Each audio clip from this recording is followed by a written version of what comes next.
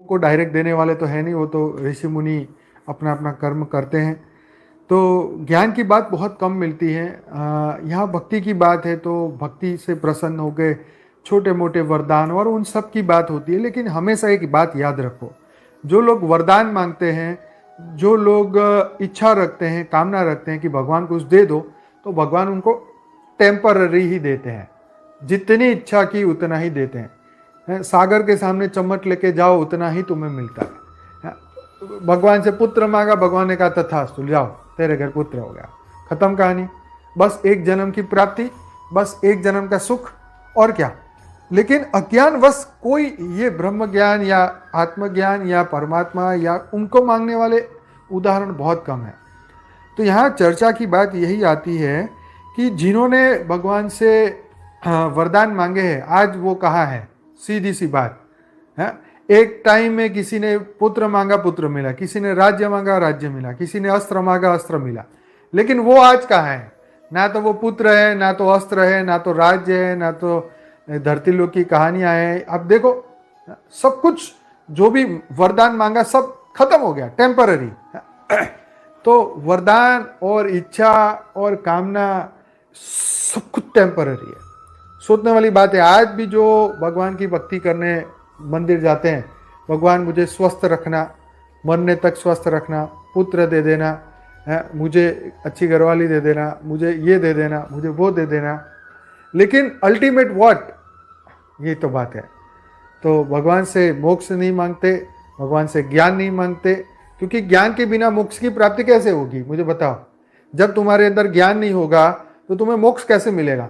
तुम काम, क्रोध, लोभ, मोह, अहंकार, वैर, द्वेष, वासना, इन सभी विकारों से लड़ने के लिए तुम्हारे पास शक्ति कौन सी है। उसके लिए तो एक ही ज्ञान की शक्ति है। लेकिन ज्ञान के साथ आपको तपस्या भी करनी पड़ेगी। जैसे भक्ति में तो ये सभी चीजों के पीछे एक ही बात बोली, पूरे दिन चिंतन मनन भगवान का करो, भक्ति करो, पूजा करो, पाठ करो, बस। तो उन्होंने भी बिजी कर दिया ताकि मन कहीं और जाए ना। तो मोक्ष ऐसे ही थोड़ी ना मिलता है, ज्ञान के बिना मोक्ष कैसा मिलता है। तो किसी को वरदान में कभी मोक्ष नहीं मिला। तो ये बहुत इंपॉर्टेंट बात है कि ज्ञान की इंपॉर्टेंस इतने समय में बहुत कम लोगों को ही हुई। जैसे नचिकेता 11 साल का लड़का, सोचो कितनी बड़ी बड़ी बातें उन्होंने मांगी। धरती लोक का कोई सुख की मांग नहीं की। कितना कुछ प्रलोभन दिया यमराज ने, कुछ नहीं मांगा। समझ आ गई थी सब, बाबा नहीं रहना, नहीं रहना इस धरती पे, ऐसी दुनिया में नहीं रहना। तो रहना नहीं, ये बात तो अब समझ में आ रही है। कोरोना हुआ तब भी यही सोच रहे थे, कोरोना गया तो सब खुश हो गए।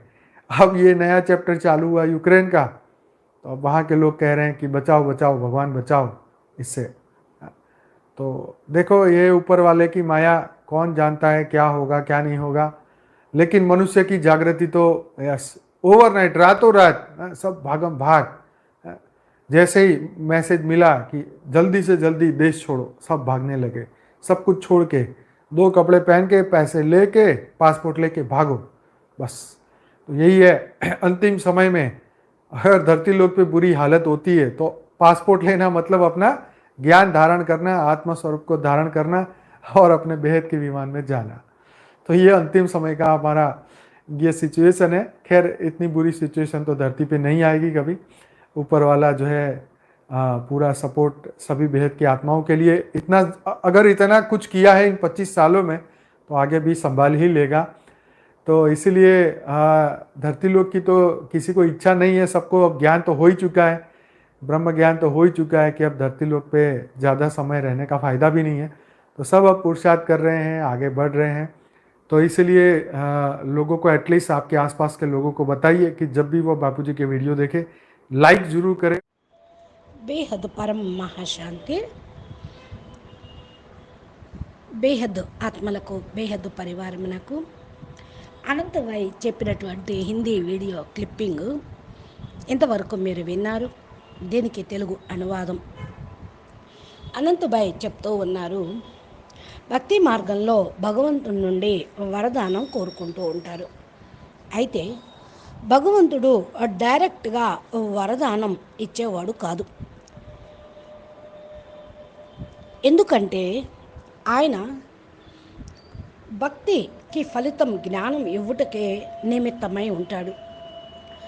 ఇకపోతే ఋషులు మునులు కూడా వారు జ్ఞానం అనుసారంగా పురుషార్థం చేస్తూ ఉంటారు, కొద్దో గొప్ప జ్ఞానాన్ని ఇస్తూ ఉన్నారు. ఇక భక్తిలో ప్రసన్నమైతే భక్తికి భగవంతుడు చిన్న చితక వరదానాలు ఇప్పటి వరకు ఇచ్చి ఉన్నారు. అయినా అవన్నీ కూడా టెంపరీగా ఉండేటువంటి వరదానాలే, అంటే ఒక జన్మకే. మానవుడికి ఎంత కోరికలు ఉన్నా ఒక జన్మలోనే కదా వారికి లభించినవి అన్నీ కూడా అనుభవించేది. సపోజ్ సముద్రుడి దగ్గరికి వెళ్ళి ఒక చెంచా పట్టుకొని వెళ్తే చెంచానే వస్తుంది నీళ్ళు, బకెట్ పట్టుకొని వెళ్తే బకెట్ నీళ్ళు తెచ్చుకోగలుగుతూ ఉంటారు. అలాగే ఎలాంటి కోరిక ఎలాంటి మనసుతోటి వెళ్తూ ఉంటారో అంత ప్రాలబ్ధం లభిస్తూ ఉంటుంది. హే భగవాన్, ఒక పుత్రుణ్ణి ఇవ్వు, ఆరోగ్యాన్ని ఇవ్వు, ఈ జన్మకు సుఖశాంతుల్ని ఇవ్వు అంటే ఇస్తారు. పుత్రుణ్ణి ఇచ్చినా సుఖశాంతులు ప్రాప్తుల్ని ఇచ్చినా అవి ఈ శరీరం ఉన్నంత వరకే మీకు ఉండేది. కానీ ఆత్మజ్ఞానం, పరమాత్మ జ్ఞానం, బ్రహ్మ జ్ఞానం అడిగేవాళ్ళు చాలా తక్కువ మంది ఉన్నారు. ఇక భగవంతుడితో పుత్రుణ్ణి, సుఖాన్ని, సంపదలు కోరుకున్న వాళ్ళు, పొందిన వాళ్ళు, ఆ పుత్రులు ఉన్నారా? వాళ్ళ సిరి సంపదలు ఉన్నాయా? కొందరైతే తపస్సు చేసి అస్త్రశస్త్రాలను కూడా పొందారు. మన యొక్క శాస్త్రాల్లో చాలామంది తెలుసు. పాశుపతాస్త్రం పొందిన వాళ్ళు ఉన్నారు, దివ్యాస్త్రాలు శస్త్రాలు పొందిన వాళ్ళు ఉన్నారు, రాజ్యం అడిగిన వాళ్ళు ఉన్నారు, అది కావాలి ఇది కావాలి అని. మరి ఆ అడిగిన వాళ్ళు ఈరోజు ఎక్కడ ఉన్నారు? వాళ్ళు పొందిన అస్త్రశస్త్రాలు ఉన్నవా? లేవు కదా. అర్జునుడినే తీసుకోండి, ఆయన దగ్గర దివ్య అస్త్రశస్త్రాలు, పాశుపతాస్త్రం అన్నీ ఉన్నాయి. ఎప్పుడైతే కృష్ణుడు నిర్యాణం చెంది వెళ్ళిపోయాడో ఆయన దగ్గర ఉన్న దివ్య అస్త్రశస్త్రాలు ఏమీ పనిచేయలేదు. అట్లాగే రాజ్యభాగ్యం కూడా ఈరోజు పుత్రుడు లేడు, శస్త్రాలు లేవు అంటే అన్ని టెంపరీ అని మీరు అర్థం చేసుకునే ఉంటారు ఈ పాటికి.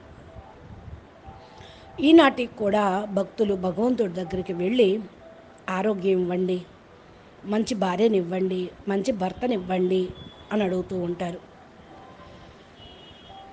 సరే ఇచ్చాడు, తర్వాత అల్టిమేట్ వాట్ ఈజ్ నెక్స్ట్? ఇంకేం అడుగుతారు? అసలు ఈ మానవ జన్మకు కావాల్సింది మోక్షము. మరి మోక్షం జ్ఞానం లేకుండా ఎలా లభిస్తుంది? మరి ఎవ్వరూ జ్ఞానాన్ని అడగరే, బ్రహ్మ జ్ఞానాన్ని, ఆత్మ జ్ఞానం అడిగే భక్తులు లేనే లేరు. కామక్రోధ లోభము, అహంకారాలు, ఈర్ష్య, అసూయ, ద్వేషాలు వీటన్నిటితోటి యుద్ధం చేయటానికి మానవుడికి శక్తి కూడా కావాలి. మరి ఈ శక్తి ఎక్కడి నుంచి లభిస్తుంది? భగవంతుడిని జ్ఞాపకం చేస్తే భగవంతుడిచ్చిన జ్ఞానంతో మీకు పవర్ అనేది వస్తుంది. జ్ఞానంతో పాటు తపస్సు కూడా చేయాల్సి వస్తూ ఉంటుంది. భక్తి మార్గంలో ఇప్పటికీ కూడా పూజ, పఠనము, భజన, కీర్తన, మనన చేస్తూ ఉండండి అని చెప్తూనే ఉంటారే కానీ మోక్షాన్ని పొందండి, జ్ఞానం పొందండి అని ఎవ్వరూ అనరు. ఎందుకు అంటే దీన్ని బట్టి మనకేం అర్థమవుతుంది అంటే జ్ఞానం యొక్క విలువ చాలా తక్కువ మందికి మాత్రమే తెలుసు అని. చూడండి, 11 సంవత్సరాల నచికేతుడు ఎంత గొప్ప గొప్ప విషయాలను యమధర్మరాజును అడిగాడు. యమధర్మరాజు ఆ అబ్బాయికు ఎన్నో ప్రలోభాలు చూపించాడు. ఆయన అడిగే ప్రశ్నలకు సమాధానం ఆయన దగ్గరకు లేక ఎన్నో ఆశలు చూపించాడు. కానీ దేనికి అతను లొంగలేదు. ఎందుకని? ఆ బాలుడికి తెలిసిపోయింది ఇవన్నీ కూడా టెంపరీనే. తనకు కావాల్సినటువంటి జ్ఞానము, ఆ ప్రశ్నలకు సమాధానమే శాశ్వతం అని తను నమ్మాడు. ఇలాగ ఎందరు ఉంటారు? చాలా కొద్ది మందే అని మీరు అర్థం చేసుకోండి. ఇక చూడండి, ఇలాంటి ప్రపంచంలో ప్రస్తుతము ఈ దుఃఖ ప్రపంచంలో ఎవరు ఉండాలి అని అనుకోరు. ఇక వద్దయ్యా మాకు ఈ ప్రపంచము ఈ జన్మ అంటూ ఉంటారు. ఎందుకని? ఇప్పుడు ప్రస్తుతం 2 సంవత్సరాల నుంచి కరోనా తోటి విసిగి వేసారిపోయి దుఃఖపడుతూ ఎన్నో మరణాలు, కష్టాలను, బాధలను చూసి అలసిపోతున్న సమయంలో యుక్రెయిన్ తోటి యుద్ధం స్టార్ట్ అయిపోయింది. యుక్రెయిన్లో హే భగవాన్ రక్షించు రక్షించు అని కేకలు పెడుతూ ఆక్రనందాలు చేస్తూ ఉన్నారు.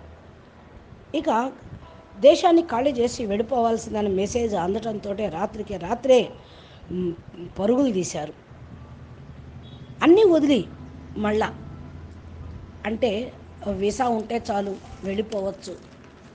కొద్ది గొప్ప డబ్బులు తీసుకొని 2 జతల బట్టలు తీసుకొని పరుగులు తీశారు. ఎందుకని అంటే ఇక వాళ్ళకి అర్థమైపోయింది ఈ ప్రపంచం ఎలాగా మనము జీవిస్తాము అని. ఇక పైన ఉన్నటువంటి దయ ఆయన ఆట ఈ విధంగా నడుస్తూ ఉంది, నడిపిస్తూ ఉన్నాడు, ఆట ఆడిస్తూ ఉన్నారు. కానీ బేహద్దు పిల్లలకి మాత్రం అంతిమ మెసేజ్ అందడంతో జ్ఞాన స్వరూపాన్ని ధారణ చేసి ఇక బాపు ద్వారా సర్టిఫికెటు పవరు తీసుకొని బస్ మనం బేహద్దు విమానంలోకి వెళ్ళి కూర్చోవటమే. ఇదే మన అంతిమ లక్ష్యము, దృశ్యము కావాలి. ఇప్పటి వరకు కూడా పైన బేహద్దు ఆకారి బాప్ 25 సంవత్సరాల నుంచి బేహద్దు జ్ఞానంలో నడుస్తున్న వాళ్ళకి హెల్ప్ చేస్తూనే ఉన్నాడు. ఇంతవరకు సురక్షితంగా ఉంచారు. ఇక బేహద్దు పిల్లలు కూడా ఇక ముందు ముందు సంభాళిస్తూనే ఉంటారు. ఈ నమ్మకం, విశ్వాసం అనేది మనందరికీ కలిగింది. ఎందుకు అంటే బేహద్దు పిల్లలు ఈ భూమి మీదకి వచ్చి బ్రహ్మ జ్ఞానాన్ని పొందారు. ఎక్కువ కాలం ఉండినా లాభం లేదని తెలుసుకున్నారు. ఎందుకంటే విశ్వ పరివర్తన కోసం, విశ్వ కళ్యాణం కోసం వచ్చామని తెలిసిన తర్వాత ఇక ఉండాలని ఎవరు కోరుకుంటారు? వచ్చిన పని పూర్తి చేసేసి వెంటనే వెళ్ళిపోవాలి. దీనికోసమే అందరూ వారి వారి పురుషార్థం చేస్తూ ముందుకు వెళ్తూనే ఉన్నారు. అందుకని ఇప్పటికైనా సరే మీ చుట్టుపక్కల ఉన్న వాళ్ళందరికీ కూడా కొద్దో గొప్ప జ్ఞానం అందించండి.